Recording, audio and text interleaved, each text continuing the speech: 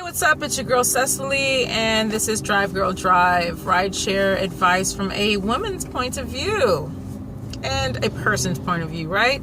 I appreciate you guys giving me feedback on my video, The Problem with Uber Eats 1. This is the problem with Uber Eats 2. As time goes on, we're going to notice more problems and more issues. And the reason why we call out issues is so that we can resolve them, right? Feedback is what improves a job, an app, an experience, a relationship.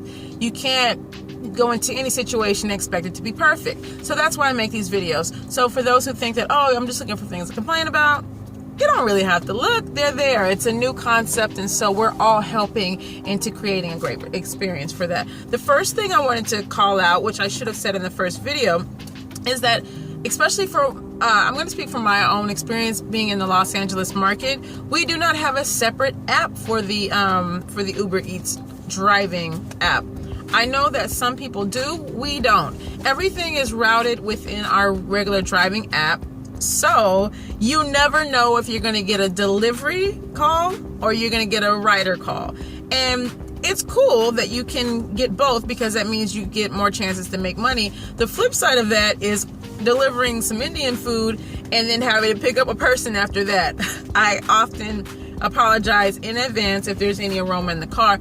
Yeah, true, I could pull over on the side of the road, air my car out, spray my car, things like that. You all know that it takes a long time to get aromas out of your car, and that means less time on the road and now more time in between calls. So I try to, even with my insulated bags, and I use my own bags, I still notice there's still a little hint of spice or something in the car. I roll the windows down, like I said, and I try to tell the customer, sorry about that. If you smell pizza, but I'm delivering food and people, and that gives people a nice little chuckle. They like that. They're like, oh, I don't mind smelling pizza. No one has ever said anything really weird about that. The second thing I would say is rating customers and restaurants separately. Currently, we are only able to say what the delivery experience was. Was it good or bad? That's all we get. We don't get a star system. I'm not able to sit here and say that the restaurant sucked, but the person was great. I couldn't find the person, but the restaurant was on time. I think it's very important to provide feedback for the restaurant experience because that affects the efficiency of our job, right? And also lets Uber know if the restaurant is holding up on their part of the deal. I think even if they take this information now, once Uber Eats becomes a mainstay, then Uber Eats can kind of go back to those accounts and say, okay, now that we've established that this is a good relationship, we want to make sure that you guys are looking out for our drivers in this way and that way. And I think it's a better way for them to collect measurable data that they can use in the future. You know what I'm saying? So even if they had no use for it right now, it's information that they can acquire and use in the future. It's just going to make the account representative's job much better, knowing what is going on with, you know, from the driver's experience. Sorry for me stuttering. The flip side, I think that people need to know that you've got a customer that is lazy, a customer that doesn't always come outside, a customer that is hard to reach. You know, I tried to press 1 like they said and it didn't work. Those are the kinds of things that increase efficiency, and I think there should be a space to make a note or something like that. Like, this is all future stuff. The last issue that I've noticed is that, okay, some people expect you to deliver the food to their door. The type of people that really think that are really people who are just ignorant to what it is. It's a delivery service. They figure you should bring their food to the door. That makes total sense. And I usually have to call or text that person and say, hi, I'm outside. Oh, I'm so sorry. Uber Eats is a curbside service. So I'll be here waiting for you. And most of the time people are okay with that. Then you run into people who are like, well, everybody else brings it to my door.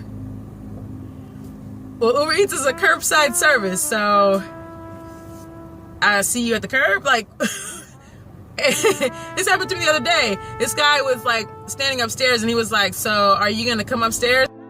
No, I'm not gonna go upstairs. You know, like, why would I go upstairs when when it says to meet me at the curb? It actually says that on their little billing screen.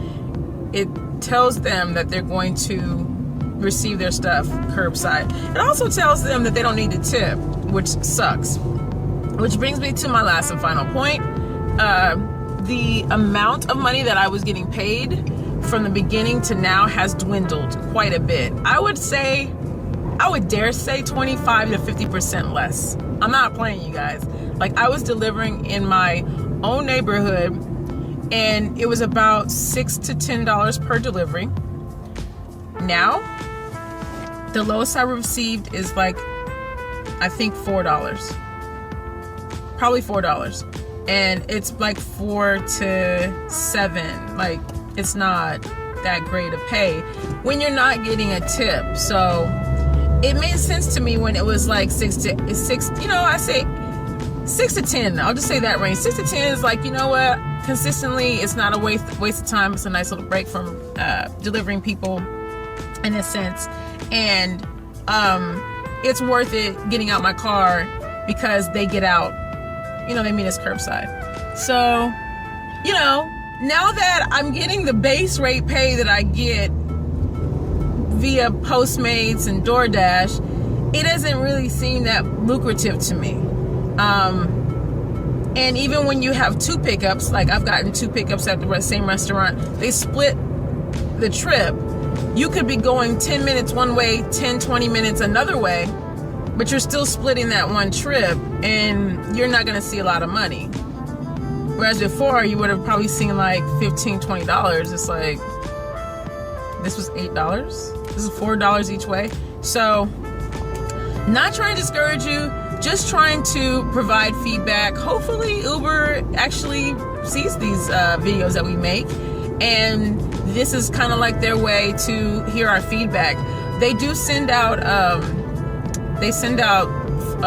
little inquiries all the time via email, and I respond to every single one. So I'm doing my part as a driver to provide feedback. If you guys have any questions, let me know. I appreciate you guys watching my videos, and if you're not subscribed, please subscribe now. I drive for Uber Eats, UberX, Postmates, and DoorDash. See you guys soon. See you on the road. Be safe. Bye.